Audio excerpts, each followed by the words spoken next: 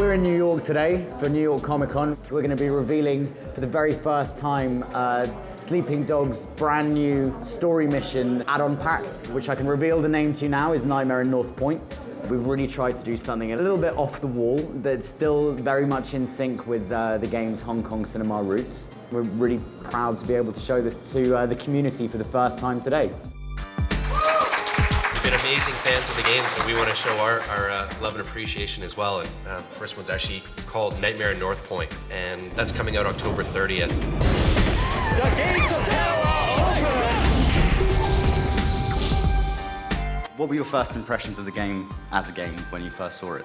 I certainly wanted to play it, which is a huge sort of benchmark for me. We see so much stuff, and you know, not everything we see is great, but we saw this and we were kind of, you know, we didn't have to squint much to realize that this could be an absolutely huge, awesome game. And when you couple that with the development team that are working on it, I mean, they've got some really, really talented guys at UFG. When United Front Games was starting to get formed, we came together, brought along other great people that we knew, and there was immediate chemistry because we'd worked together and we knew we gelled, which was really important.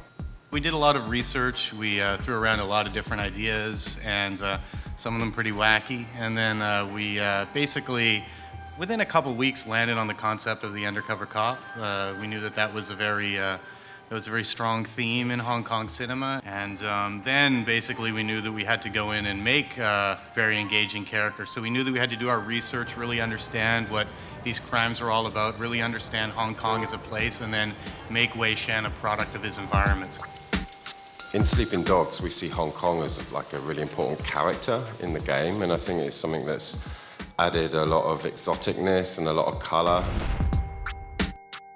The actors themselves really clicked, you know, they really got along well, and I think it comes through in the performance. I have a counteroffer from Mr. Lee. I'd appreciate if you relay this back to him word for word.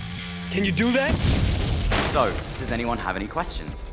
I wanted to inquire about what could have made the game I feel more badass was if they allowed you to choose whether you wanted to become the head of the triad. We did actually have a lot of discussions about that and about the ending, and I think what it really sort of came down to at the end was there was a very sort of specific story that we wanted to tell about what Wei had gone through emotionally and physically, you know, with betrayals and losing, you know, people he really cared about.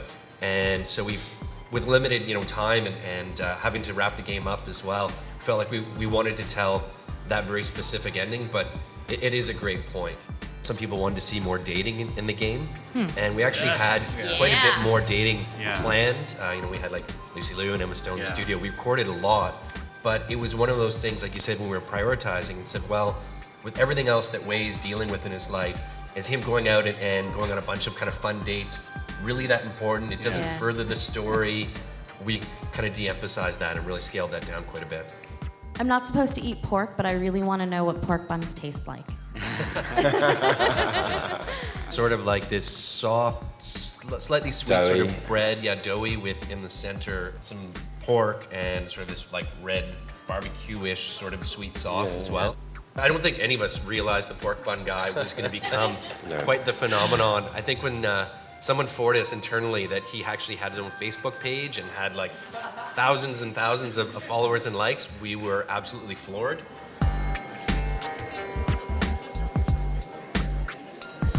I definitely feel like I got some insight on how the developers began to develop the game and how they wrote the thought process about them, you know, adding different DLC and how they wanted to incorporate different parts of Asian cinema. When you play a game and you get to meet the people who have participated in creating this game, it not only is it inspirational, it's completely informative, and it's just an awesome way to connect.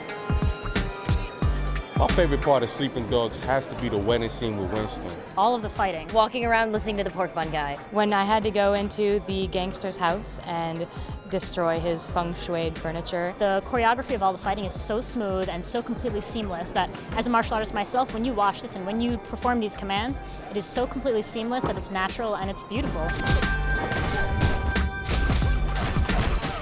I love the trailer for the new DLC. It looks very exciting and very just really cool. It's great to see this new DLC and the game being supported too. And I'm really happy that they went at such great lengths to incorporate so much Chinese lore into it and not just do an easy zombie DLC. I am super excited because it's Chinese vampires and those things scare the living crap out of me. I think it's going to be something that fits well into the world and that we can look forward to.